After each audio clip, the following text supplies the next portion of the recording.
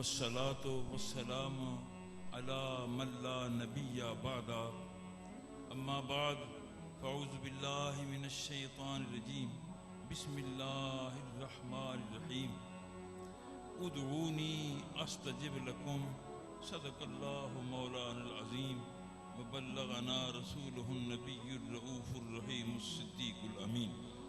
اللہ تعالی جل مجدہ کی حمد و ثنا حضور سید عالم صلی اللہ علیہ وبارک وسلم کی ذات بابرکات پر ہدیہ درود و سلام کے بعد خدا کرے ہم سب کی حاضری قبول ہو.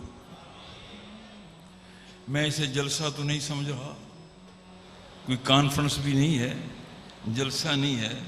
میرے نزدیک یہ منگتوں کی ایک بھیڑ ہے.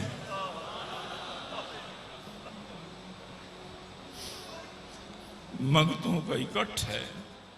ارشاد فرماتا ہے ادعونی، میرے بندوں مجھ سے مانگا کرو، مجھے بلایا کرو. جیسے عزیز بیٹے ڈاکٹر صاحب ذکر کر رہے تھے، وہ کہتا ہے کہ تم مجھے یاد کرو گے میں تمہیں یاد کروں گا. مجھے بلایا کرو، مجھے ملا کرو. ادعونی، یا اللہ تجھے بلائیں گے، درخواست کریں گے، دعا کریں گے تو نتیجہ کیا ہوگا؟ استجب لکم، مانگتے تم جانا، دیتا میں جاؤں گا. تمہارا کام مانگنا ہے، تم مانگو تو صحیح، مانگو تو صحیح. تم مانگتے ہی نہیں. کتنا بڑا عظیم شخص ہے جو خود حکم دیتا ہے کہ مانگو. استجب لکم، میں تمہاری دعاؤں کو قبول کروں. اگر بارش ہو جائے، جناب موسیٰ علیہ السلام عرض کرتے ہیں یا اللہ تیرے بندے پریشان ہیں، بارش عطا کر. تو حکم ہوا کہ موسیٰ میں ان کی دعا نہیں مانوں گا. یا اللہ کیوں؟ تو فرمایا ان کے پیٹوں میں رزق حرام ہے. اس حدیث پاک کا یہ معنی ہوا کہ میرا رزق حرام جو ہے میری دعا کے لیے رکاوٹ بن جاتا ہے. ایک اور حدیث پاک میں آتا ہے یہی ہے کہ لوگوں نے کہا دعا کے متعلق موسیٰ علیہ السلام سے، تو آپ نے عرض کی کہ یا اللہ عطا کر بارش. تو حکم ہوا کہ نہیں موسیٰ میں نہیں مانوں گا. کیوں؟ ان میں ایک بندہ بیٹھا ہے جو بڑا چغل خور ہے، غیبت بڑی کرتا ہے، لڑائیاں بڑی کرواتا ہے. یا اللہ یہ تو مسئلہ آسان ہے، تو مجھے بتا دے وہ کون بندہ ہے، میں نکال دیتا ہوں. جب وہ محفل سے نکل جائے گا تو معاملہ حل ہو جائے گا. تو حکم ہوتا ہے کہ موسیٰ جس شے کو میں خود برا سمجھتا ہوں، غیبت کو میں برا سمجھتا ہوں، وہی کام میں خود کروں. جب تجھے بتاؤں گا کہ وہ غیبت کرتا ہے تو یہ بھی تو غیبت ہو جائے گی، یہ بھی تو غیبت ہو جائے گی. تو میرا عمل، میرا کردار میری دعا میں رکاوٹ کا سبب بن جاتا ہے. دعا میں پہلا فائدہ یہ ہے بیٹے کہ انبیاء علیہ السلام کی سنت ادا ہو جاتی ہے. ایک بھی نبی ایسا نہیں گزرا جس نے خدا سے نہ مانگا ہو. دوسرا فائدہ دعا کے اندر یہ ہے کہ دعا سے عجز پیدا ہوتا ہے. اللہ میں مر گیا، میں بیمار ہوں، میں بے اولاد ہوں، میرا عجز ثابت ہوتا ہے اور اللہ عجز کو پسند کرتا ہے. تیسرا فائدہ دعا میں یہ ہے کہ تکبر ختم ہوتا ہے. جب میں سر سجدے میں رکھ کر اپنے عرض کرتا ہوں، ہاتھ اٹھا کر روتا ہوں اللہ میں مجرم ہوں معاف کر دے، تو تکبر تو ختم ہو گیا. لا تمشِ فی الارض مرحا انک لن تخرق الارض ولن تبلغ الجبال طورا. خدا کی زمین پر اکڑ کر نہ چل. اگر زمین کے زور سے چلے گا تو زمین کو چیر نہیں سکتا. اگر گردن کو اونچا کر کے چلے گا تو تیری گردن اس کے پہاڑوں سے اونچی نہیں ہو سکتی. چوتھا فائدہ دعا میں یہ ہے، دعا عبادت ہے اور بہترین عبادت ہے. روزہ بھی عبادت ہے، حج بھی عبادت ہے، زکوٰۃ بھی عبادت ہے، نماز بھی عبادت ہے. مگر ان ساری عبادتوں پر 2-4-10 منٹ لگتے ہیں. خاص کر کے حج پر تو 1.5-2 مہینے لگ جاتے ہیں اور خرچ بھی بڑا ہو جاتا ہے. 4-4.5 لاکھ آج کل لگ رہا ہے. مگر یہ عبادت ایسی ہے جو خدا تک پہنچنے کے لیے بہت شارٹ کٹ راستہ ہے، مختصر راستہ ہے. تھوڑا سا جب کہا کہ یا اللہ مجھے معاف کر دے تو رب سے باتیں تو شروع ہو گئیں. یا اللہ میں بیمار ہوں شفا دے دے تو باتیں شروع ہو گئیں. تو آج یہ تقریب ہے دعا کی، اس میں ایک 5ویں بات دعا میں فائدے کی یہ ہے، ایک فائدہ پانچواں، کہ دعا سبب سے گزار کر بندے کو مسبب تک لے جاتی ہے۔ سبب پیچھے رہ جاتا ہے اور مسبب تک نگاہ پہنچتی ہے۔ آج میری عادت یہ ہے کہ میں سبب کو ترجیح دیتا ہوں۔ بیٹے اے پتر رہنے دے یار، تیری مہربانی، بیٹھ جا، کوئی بات نہیں، بیٹھ جاؤ، شاباش۔ پانچواں فائدہ دعا کا یہ ہے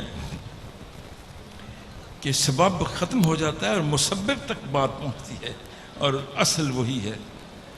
میری نگاہ سبب پر ہوتی ہے، اسی لیے گمراہ ہو جاتا ہوں۔ ایک دکان اچھی چلتی ہے، شام کو 10-20 ہزار روپیہ کماتا ہے، سب کیوں نہ ہو، میں نے وہاں اے سی رکھا ہوا ہے، ٹھنڈا پانی رکھا ہوا ہے، لوگ آتے ہیں، گاہک آتے ہیں، تو کام میرا چلتا ہے۔ میں نے سبب کو دیکھا ہے، مگر یہ میں بھول گیا کہ گاہکوں کو بھیجنے والا کون ہے، وہ میں یاد نہیں رکھتا۔ ذمہ دار ہے آپ لوگ ہیں کہ آج میری ایکڑ سے 40 من 50 من 100 من غلہ ہو گیا، کیوں نہ ہوتا کہ میں نے اتنی کھاد ڈالی تھی، اتنی حفاظت کی تھی۔ حالانکہ وہ بھول گیا کہ میں نے تو اپنا غلہ 10-20 من 50 من زمین میں ڈالا ہے، اور زمین وہ ہے جو کھا جاتی ہے، بندے کو کھا جاتی ہے، ہڈیوں کو کھا جاتی ہے، لکڑیوں کو کھا جاتی ہے، لوہے کو کھا جاتی ہے۔ وہ کون ذات ہے جس نے زمین کو حکم دیا ہے کہ ذمہ دار کے دانے کو کھانا نہیں ہے، اگانا ہے؟ وہ مسبب ہے۔ میں سبب پر نظر کرتا ہوں، آگ جلا دیتی ہے، کپڑا جلا دیتی ہے، جسم جلا دیتی ہے، لکڑی جلا دیتی ہے، لوہے کو پانی بنا دیتی ہے، سب کچھ ہے۔ مگر اگر آگ کی ذاتی طاقت ہوتی ہے جلانے کی، تو پھر میرا سوال ہے، یہ ابراہیم علیہ السلام کو اس نے کیوں نہیں جلایا تھا؟ معلوم ہوا کہ وہ مسبب ہے، وہ چاہے تو آگ جلاتی ہے، نہ چاہے تو نہیں جلاتی، سبب ہے۔ میں زہر کچھ سمجھتا ہوں، زہر کھانے سے موت آ جاتی ہے، زہر کھائی بندہ مر گیا، مگر زہر کی اپنی طاقت نہیں ہے۔ اگر زہر کی ذاتی طاقت ہوتی مارنے کی، تو پھر سوال ہے کہ خالد بن ولید رضی اللہ تعالی عنہ نے زہر کا بھرا ہوا پیالہ پی لیا تھا، موت نہیں آئی تھی۔ وہ مسبب ہے، اس نے موت سے وہ کیفیت کھینچ لی تھی۔ میں سمجھتا ہوں آگ جلاتی ہے، مگر ابراہیم علیہ السلام کو نہیں جلایا۔ میں سمجھتا ہوں کہ چھری کاٹتی ہے، اگر چھری کی اپنی ذاتی طاقت ہے کاٹنے کی، تو پھر اسماعیل علیہ السلام کی گردن اس نے کیوں نہیں کاٹی تھی؟ اب دعا میں ضرورت ہے کہ اخلاص، دعا میں اب دعا کریں گے ہم اکٹھے، اس میں ایک تو اپنے گناہوں کی معافی کا، مجھے یاد ہو کہ میں نے اپنی زندگی میں کیا کیا جرم کیے ہیں، اللہ سے ان کی معافی مانگنا ہے۔ آپ اپنے گناہوں کو ذہن میں رکھیں، میں اپنے گناہوں کو ذہن میں رکھوں، اور وہ معافی مانگنا ہے۔ اپنی کیفیت کو، گناہوں کو سامنے رکھ کر اخلاص، یہ بڑا ضروری ہے کہ اللہ کی رضا کے لیے ہی ہو۔ اخلاص بہت بڑی دولت ہے۔ مولانا جلال الدین رومی رحمۃ اللہ تعالی علیہ نے اس اخلاص کے عنوان پر ایک حکایت نقل کی ہے۔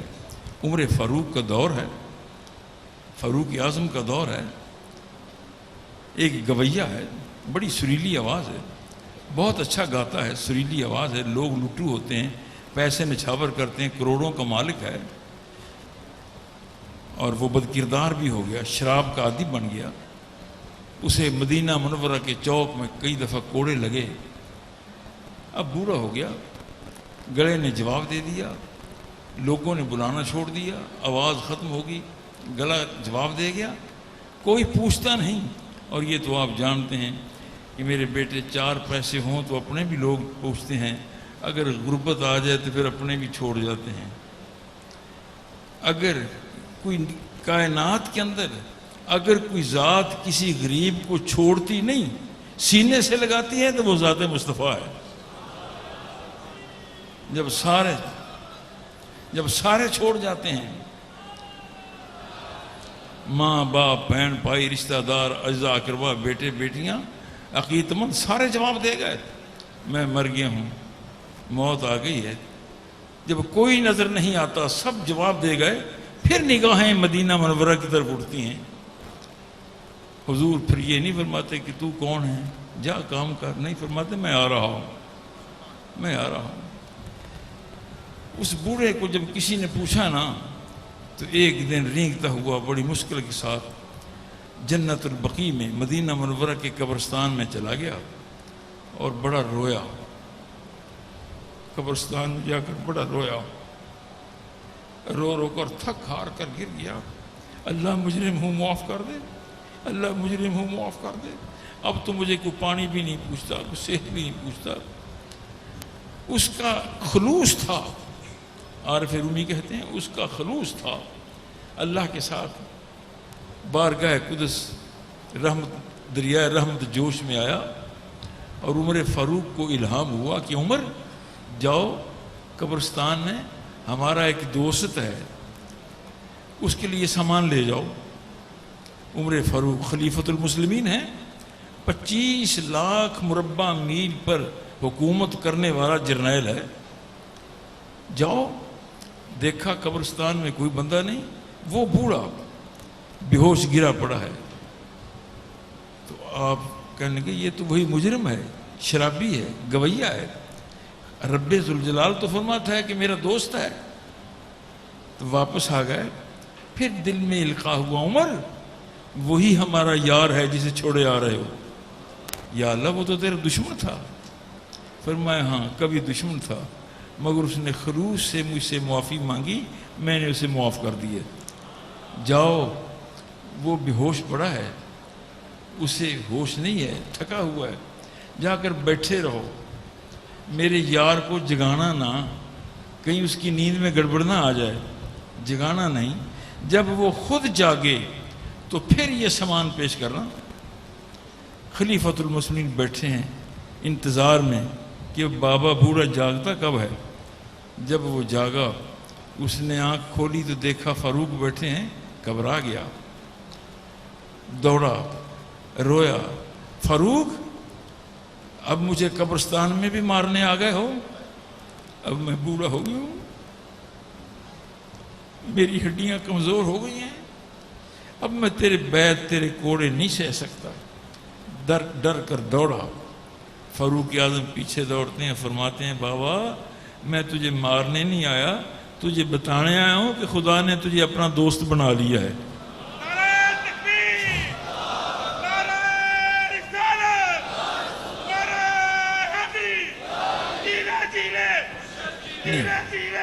بس سنیں بات.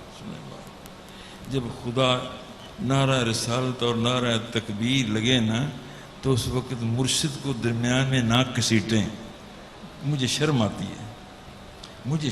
ہے اور نعرے بڑے ہیں، نعرہ تکبیر ہے، نعرہ رسالت ہے. اب کب تک 87 سال ہو گئے اور کتنا جیوں ہیں. خدا ایمان کے ساتھ رکھے. اب یہ میں حکم دیتا ہوں کہ جب خدا اور رسول کے نعرے لگائے جائیں تو اس وقت درمیان میں اس گندے آدمی کو نہ کسیٹیں، اس گناہ گار کو نہ کسیٹیں. اس سے شرم آتی ہے. جی چاہتا ہے کہ میں مر جاؤں کہ یہ کیا ہو رہا ہے میرے ساتھ. بہرحال دعا کے اندر اخلاص کی ضرورت ہے. دعا ادعونی استجب لکم، دعا مجھے بلاؤ میں تمہارے لیے دعائیں تمہاری قبول کروں.